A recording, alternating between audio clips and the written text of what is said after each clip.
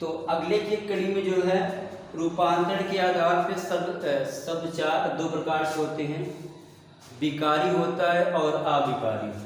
विकारी में चार आए थे, संज्ञा, सर्वनाम, क्रिया विशेषण।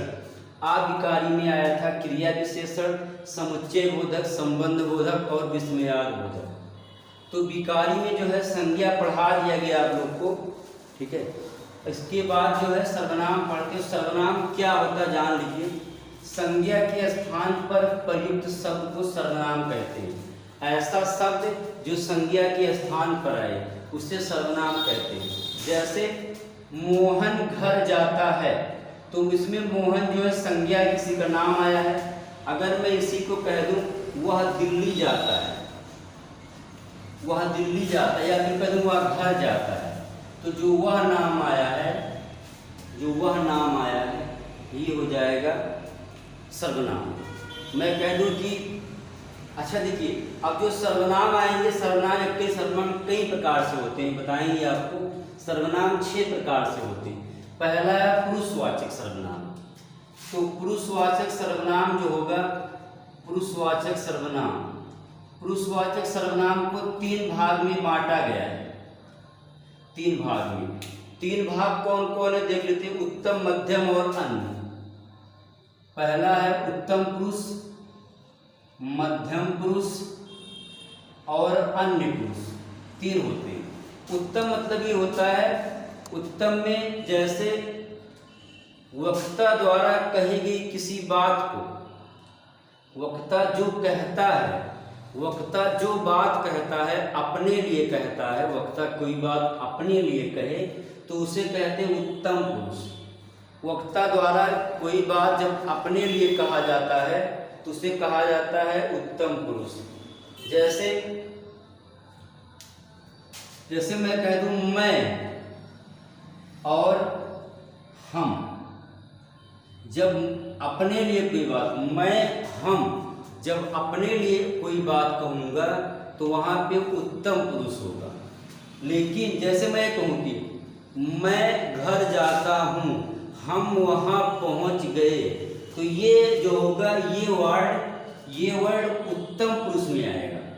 लेकिन अगर मैं किसी कहूँ कि तुम जाते हो, तुम घर पहुँच गए हो, तुम्हारा घर वहाँ है, तुमसे ये काम नहीं हो पाएगा, तो वहाँ पे आएगा पुरुषवाचक।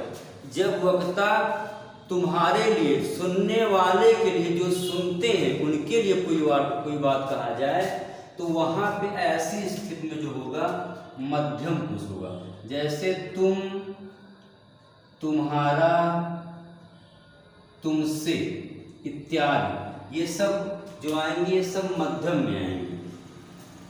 अन्य में क्या आएगा, न मेरे लिए न तुम्हारे लिए, किसी अन्य के लिए जब बात करते हो तो वहाँ पे अन्य आया। जैसे वे घर पहुँचे, उन्होंने ये कहा, वे कैसे हैं, जब ये सब बात आती है किसी तीसरे के लिए बात किया जाए तो वहाँ अन्य पुरुष, अन्य के लिए।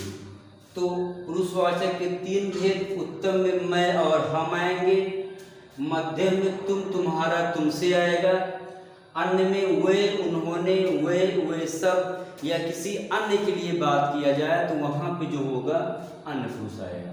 तो ये जो है पुरुषवाचक सर्वनाम की बोध हो गया। आप लोग स्क्रीनशॉट ले लीजिए, उसके बाद अगला देख लेते हैं।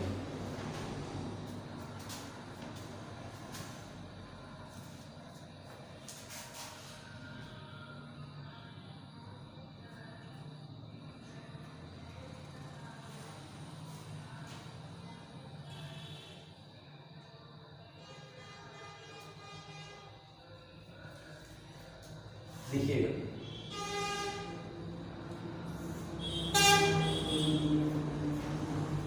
अगला है निजवाचक सर्वनाम।